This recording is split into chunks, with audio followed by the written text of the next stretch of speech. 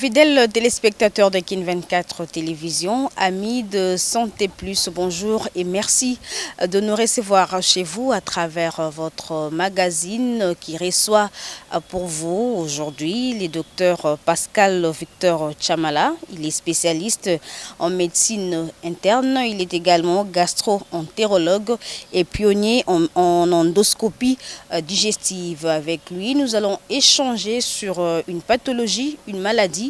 On parle bien entendu de l'hépatite qui est une inflammation du foie.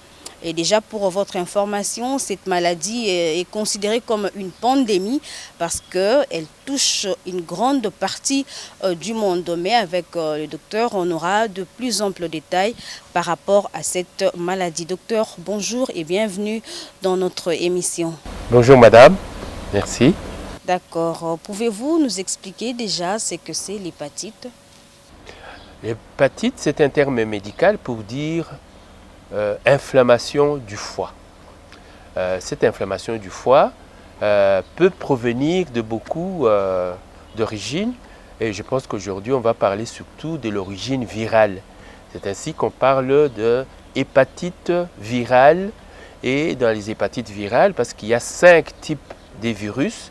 Nous avons aujourd'hui à parler du virus de l'hépatite B et des virus de l'hépatite C qui sont responsables des hépatites chroniques B et C dont il sera question dans cette émission.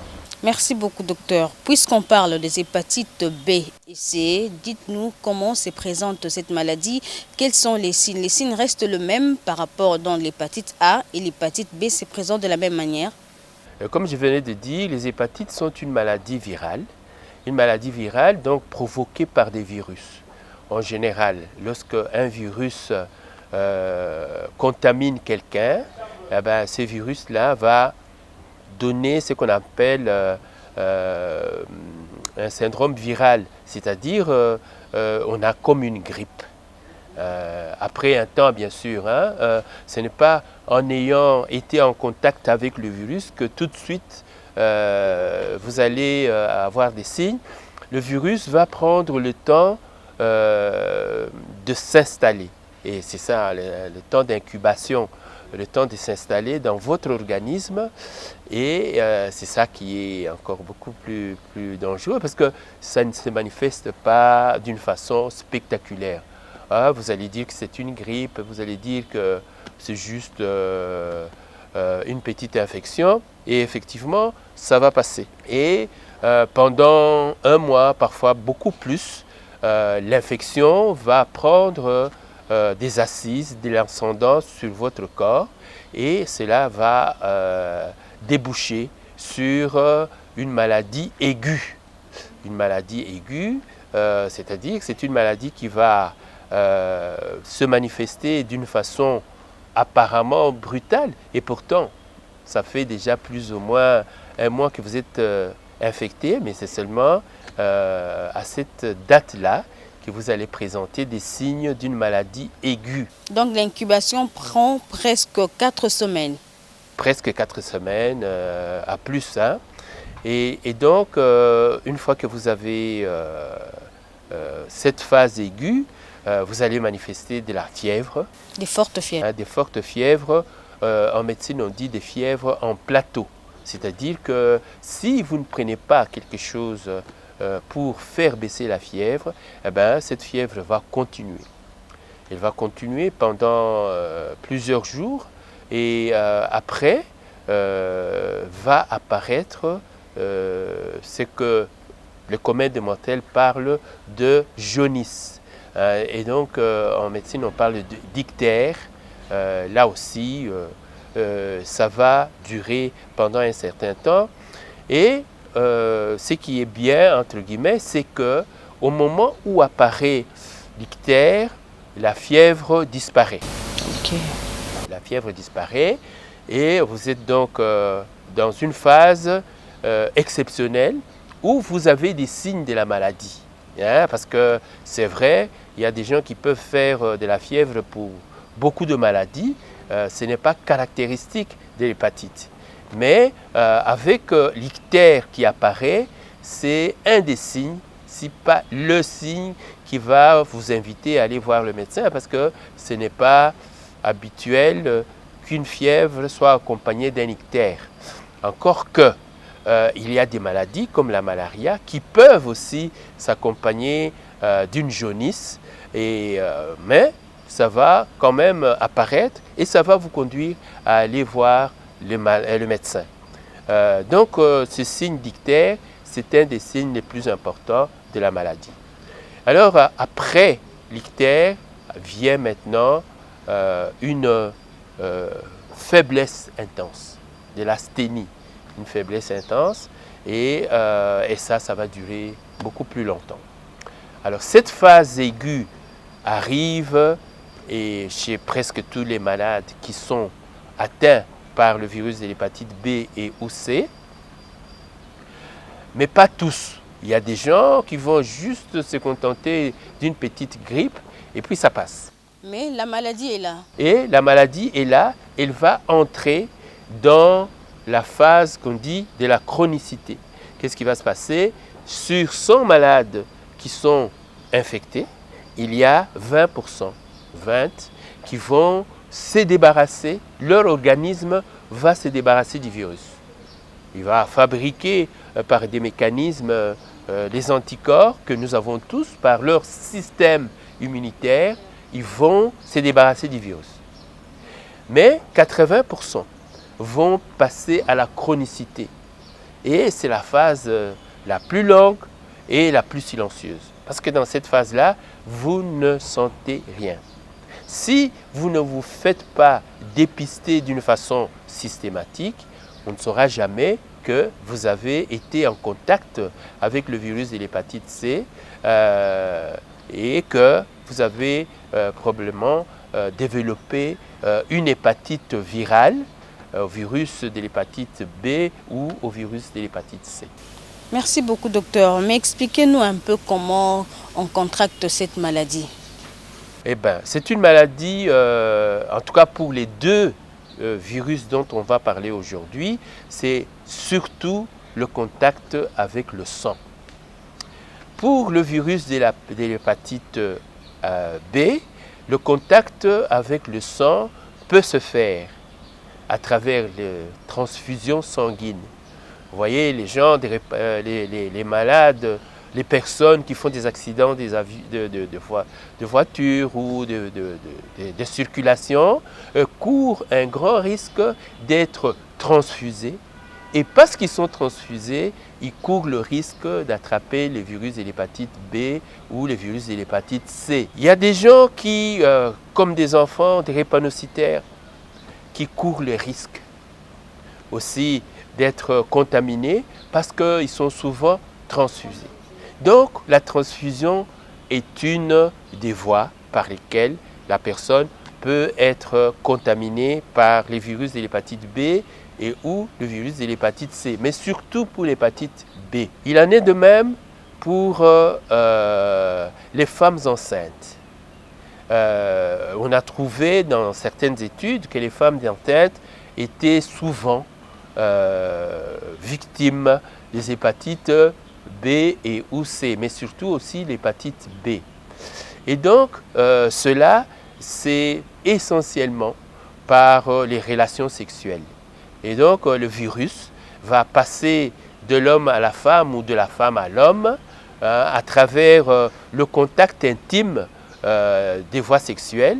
Là aussi, c'est par érosion. Hein. Il y a des petites plaies. Le virus est tellement petit qu'il peut passer comme le chat, comment est-ce qu'on dit ça? Enfin, qui peut passer partout, tellement il est petit. Et donc, la voie sexuelle est vraiment la voie qu'emprunte surtout le virus de l'hépatite B pour passer dans le sang de l'un ou de l'autre partenaire.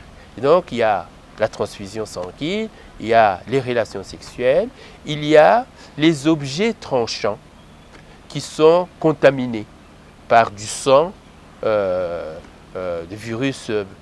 du sang d'une personne malade du virus B ou C. Par exemple, si dans une formation médicale.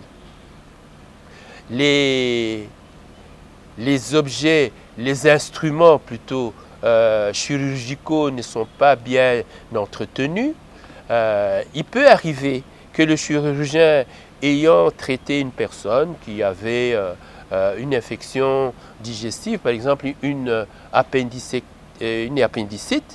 et si les lames ne sont pas nettoyées, si les ciseaux ne sont pas nettoyés convenablement, qu'est-ce qui va se passer? Il va se passer que le prochain patient qui va subir, je ne sais pas quelle autre intervention chirurgicale, cette personne court le risque d'être contaminée par cet objet tranchant.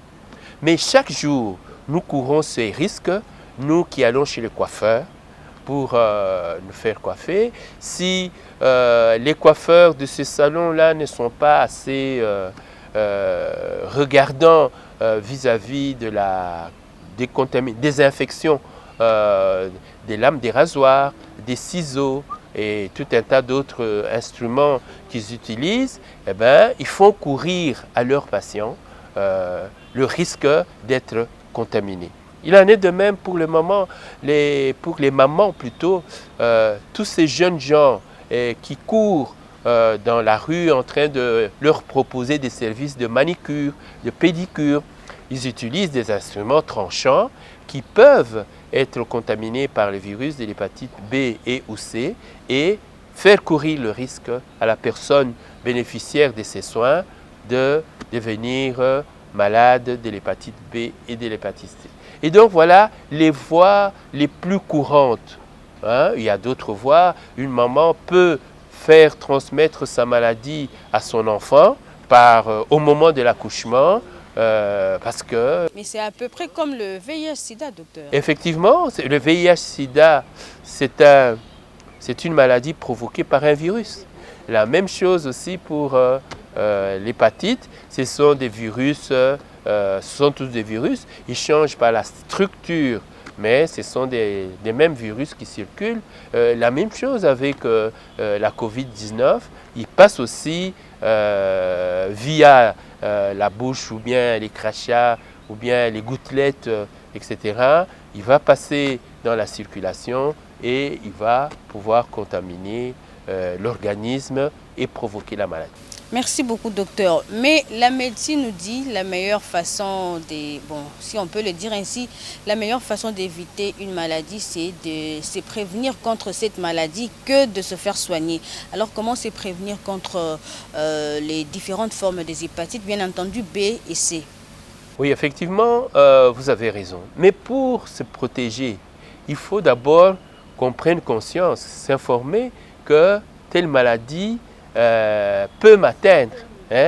Or, on constate dans les enquêtes que nous avons menées par-ci par-là, en tout cas dans la ville-province de Kinshasa, que la majorité des personnes interrogées ne savent pas ce que c'est l'hépatite, ou ils ont des notions erronées de l'hépatite. Pourquoi? Et ça, je vous assure, même les professionnels de santé. Je n'oserais pas dire les médecins, mais même les professionnels de santé, même les enseignants, même les hommes politiques qui semblent se soucier de notre état de santé, beaucoup de gens ne sont pas au courant de ce que c'est l'hépatite. Et pourtant, dans le monde entier, l'hépatite a été identifiée comme une pandémie. Dans le monde entier, il y a plus ou moins 400 millions de personnes qui sont atteintes par le virus de l'hépatite B et ou l'hépatite C. Parce que vous pouvez être victime de deux virus à la fois. Et donc, sur ces 400 millions de personnes, il n'y a que 5% qui sont au courant de leur statut sérologique. Donc, ils savent que moi, je suis porteur du virus de l'hépatite B et ou de l'hépatite C. Docteur, avant d'avancer, excusez, ça peut durer combien de temps l'hépatite? Ça peut durer très longtemps, plusieurs années, sauf chez certaines personnes, comme je vous ai dit là, les 20% qui peuvent l'éliminer. Mais ça dure très longtemps et aussi longtemps que ça dure, aussi facile, ça va envahir le foie, abîmer le foie et abîmer les autres organes. Et donc, c'est une maladie chronique. Et quand on dit chronique, c'est en termes d'années. Il y a un enfant qui a contracté la maladie à l'âge de 5 ans, par exemple. Lors d'une malaria, cet enfant a fait une anémie. On a transfusé cet enfant avec du sang souillé, malheureusement. Il va montrer à l'âge de 25, 30, 40 ans les complications de la maladie, complications malheureusement irréversibles et qui se présentent trop tardivement. Et l'enfant va mourir soit dans un tableau de cirrhose, soit dans un tableau de cancer. Docteur Chamala, merci beaucoup pour toutes ces explications.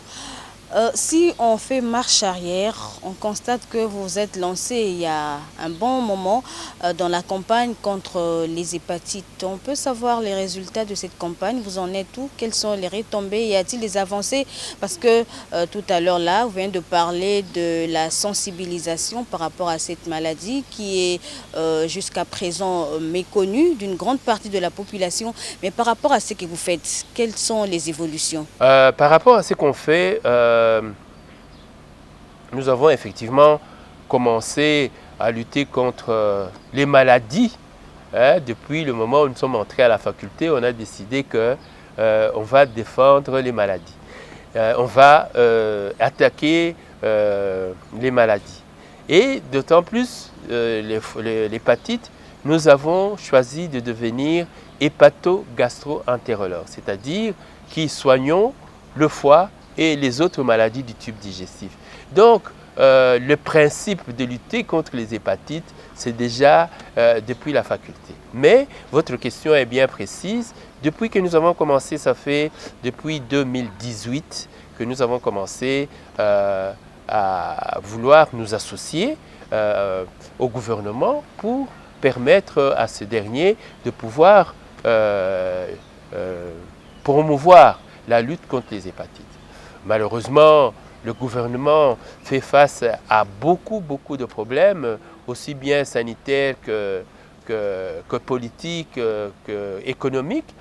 Et donc, comme vous avez vu d'ailleurs, on s'occupe d'abord de l'économique plutôt que de la politique, plutôt que de la santé. Et ce qui fait que la démarche est vraiment ralentie, mais la démarche est là. Chaque jour, elle est convaincue que, comme Jean-Baptiste a prêché dans les déserts, et Jésus est venu finalement, la même chose, nous avons l'impression de prêcher dans les déserts, mais nous sommes sûrs que Tokolonga hépatite.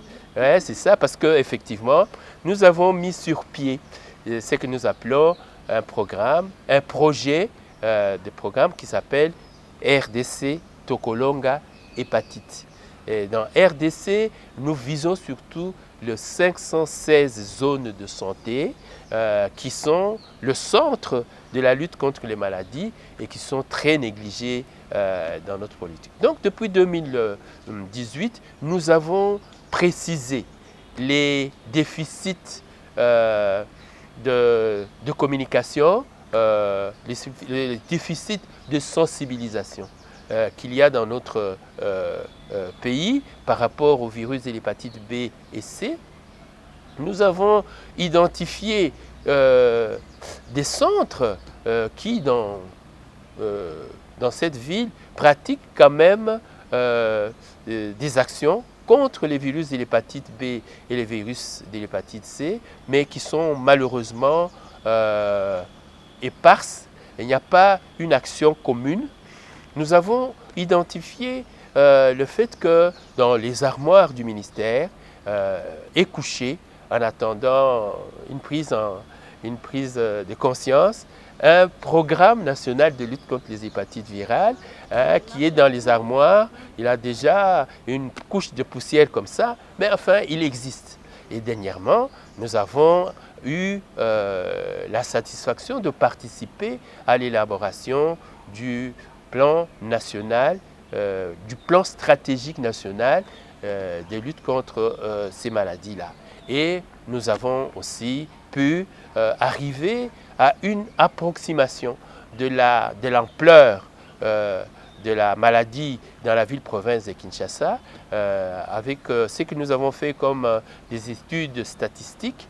Nous sommes parvenus à montrer que plus ou moins 7 à 5% de la population quinoise est porteuse de la maladie et malheureusement, elle ne sait pas. Bref, nous ne sommes pas parvenus à atteindre les objectifs que nous nous étions fixés. C'était par exemple de connaître, ou plutôt de faire en sorte que les autorités, que la population, que les partenaires, que tout le monde ait la conscience éveillée vis-à-vis de la maladie. Mais nous sommes parvenus à faire quelque chose pour découvrir ce que je viens de vous dire là. Nous ne sommes pas parvenus à pénétrer dans la zone de santé pour les accompagner dans la lutte contre la maladie. Nous avons de l'espoir que ça va arriver. L'espoir demeure. Et le troisième axe que nous avons mis en place, c'est la solidarité communautaire. Nous avons constaté que ce qui freine souvent les gens d'aller dans les hôpitaux, ce sont les finances. Les finances, parce qu'on dit toujours équipement. Non, ce n'est pas vrai. Les équipements existent. Mais seulement les équipements pour accéder aux services qu'ils permettent de mettre sur le marché, il faut avoir de l'argent. Il faut avoir de l'argent. On a lu une étude dans laquelle si quelqu'un doit payer $100 pour ses soins médicaux, il paye, dans l'organisation actuelle, $46. L'État, $17. Et enfin, les partenaires participent pour $20, $30. Combien de gens ont $45 pour se permettre des soins? Alors, conséquence, ils vont rester chez eux. Alors, ils vont aller dans les médecines traditionnelles qui peuvent faire des choses, mais qui n'est pas bien structuré. Il va aller dans les prières, c'est vrai, il faut prier, mais bon, quand il prie sans foi, sans la foi, il n'y a rien qui va se passer. Mais souvent, on prie sans la foi. On prend le bon Dieu comme un commerçant. Moi, je te donne les prières et toi, tu me donnes la guérison. Ce n'est pas comme ça que ça se passe. Et donc, c'est pour dire qu'il y a ces trois axes que nous avons mis en place grâce à ce que nous avons vu sur le terrain. Et nous pensons que c'est un point positif parce que nous retrouvons ces axes dans le plan stratégique national et nous espérons qu'un jour, il va se mettre en route. Et je suis sûr que d'ici 2030, nous allons ne fût-ce que commencer à aller vers l'éradication des hépatites dans notre population congolaise. Merci beaucoup, docteur. Mais 2030, ce n'est pas si loin. Nous sommes déjà en 2021. Effectivement. 9 ans nous restent. Vous ne pensez pas que les choses continuent à marcher à pas de tortue? Ça n'avance pas vraiment bien comme vous pouvez vous entendre. C'est ça. Vous avez raison, mais j'ai toujours la foi et l'espoir parce que comme disait Jésus-Christ, je reviens bientôt. Ça fait 2000 ans qu'il a dit « je reviens bientôt ». Je pense que c'est vrai que 2030, ça vous semble prêt, et c'est prêt, et que nous avons apparemment une démarche lente, mais l'important c'est que la démarche soit là. Si elle est là, si elle est adoptée par tous, je suis sûr qu'on arrivera au bout. Si pas nous, mais nos enfants vont bénéficier ou les enfants de nos enfants. Mais les côtés finances bloquent toujours et souvent. Comment vous êtes organisé pour atteindre ces différents objectifs? Les côtés finances, effectivement, bloquent souvent. Nous avons fait recours à d'abord au gouvernement, parce que c'est son devoir, parce que nous ne sommes là que pour l'aider à avancer. Et nous avons fait un état de besoin que nous avons adressé au ministère de la Santé publique, qui a un budget pour faire fonctionner la santé dans notre pays. Les besoins que nous avons exprimés ne semblent pas être des priorités pour notre ministère. Et donc, nous nous sommes tournés vers les partenaires, mais là aussi, eux, ils vont dans le sens, quand ils veulent, hein, ils vont dans le sens de ce que le gouvernement leur demande. Mais souvent, ils vont dans le sens de ce que eux veulent. Alors, pour eux, les hépatites, ce n'est pas un problème, parce que chez eux, c'est déjà plus ou moins amélioré. Et par conséquent, ils ne vont pas entendre un Tchamala qui vient pour demander d'argent ou des appuis pour la population congolaise. Hein? La population congolaise est à la charge du gouvernement et le gouvernement a d'autres priorités. Ce n'est pas la faute des partenaires. Et donc, c'est difficile. C'est pour cela que nous avons imaginé de pouvoir aussi éveiller les gens pour leur dire que nous avons les capacités de mettre en route ce qu'on appelle une solidarité communautaire. Nous sommes dans les églises, c'est une communauté. Nous sommes dans un parti politique, c'est une communauté. Nous sommes ressortissants de, c'est une communauté. Est-ce qu'il n'est pas possible de s'arranger pour que dans ce que nous faisons, il y ait une activité d'aide au prochain? C'est-à-dire que si nous pouvons, par exemple à Kinshasa, nous considérer comme une communauté et que chaque mois, dans les églises, dans les partis politiques, etc., on met $1 de côté, madame, je vous assure que nous sommes 100 millions d'habitants, 85 à 100 millions d'habitants à Kinshasa, nous aurons 100 millions de dollars par mois. Je vous dis bien par mois. Qu'est-ce qu'on ne peut pas faire avec ça? Nous-mêmes, on n'aura même pas besoin de partenaires. Mais malheureusement, ce n'est pas ce qui existe. Les gens disent qu'ils aiment les uns, ils s'aiment les uns les autres, mais les gens disent qu'il faut changer, mais quand on dit qui va changer, qui veut changer, c'est changer, ça ne marche pas. Et donc, mais on ne désespère pas, parce que la vie, elle est comme ça, elle va très lentement. On va s'améliorer. On garde espoir. On garde de l'espoir. Donnez-nous déjà des contacts parce que nous tendons presque à la fin de l'émission. Les coordonnées pour déposer, si on peut le dire ainsi, le $1, le frais, pour aider son prochain par rapport à l'éradication justement des hépatites en RDC. Oui, effectivement, il existe des dépliants que nous avons qui sont par exemple comme celle-ci. Je pense que lorsqu'on aura fini, vous pourriez facilement les photographier. Ça peut vous aider parce que je n'ai pas tout ça dans la tête, hein, mais c'est organisé pour que celui qui veut apporter sa part puisse le faire. Et nous sommes en pourparlers avec certains hommes de l'Église, certains hommes politiques pour partager cette idée. On ne doit pas toujours attendre que telle face. On peut s'organiser dans ce que nous sommes pour que le prochain, le voisin, se porte mieux. Aider son voisin, c'est s'aider soi-même. Merci beaucoup, docteur, pour toutes ces informations. Je ne sais pas si nous avons oublié quelque chose. Je vois la sensibilisation, les dépistages, la prise en charge. Ça s'est fait ici aux cliniques Astrid ou ailleurs? Alors, en fait, avant la Covid, nous étions dans la population. On organisait des marches, etc., au bout desquelles marches, nous faisions des dépistages des volontaires. Parce qu'on ne peut pas faire des dépistages comme ça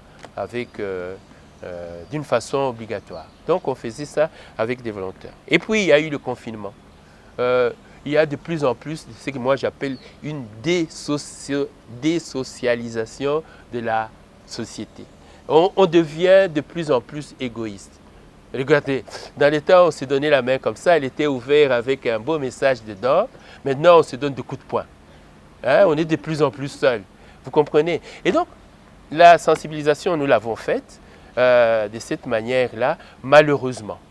Malheureusement, actuellement, ce qui se passe, c'est que nous sommes obligés de passer par vous, la presse, hein, pour la sensibilisation. Il nous arrive de faire des études sur ce qu'on produit. Parce qu'effectivement, il y a une activité anti-virus des hépatites B dans cette ville. Il y a des centres qui font des diagnostics, il y a des centres qui traitent. Mais ces centres ne sont pas connus. Nous sommes en train de vouloir créer une chaîne de prise en charge dans la ville, une chaîne provinciale dans la ville, province de Kinshasa, comme modèle, et puis pouvoir la multiplier dans d'autres zones de santé. Ainsi dit, mesdames, messieurs, c'était un réel plaisir de vous présenter cette émission en complicité avec l'équipe technique. Nous avons reçu pour vous le docteur Chamala. Il est spécialiste en médecine interne. Nous avons parlé de hépatite B et C. Tout au long de l'émission, vous avez compris c'est quoi cette forme des virus, comment ça se soigne, comment ça se présente. En tout cas, n'hésitez pas surtout de vous faire dépister parce que la maladie est là, elle existe. Je vous prends congé et je vous retrouve très prochainement, surtout avec le même plaisir. Portez-vous bien, au revoir.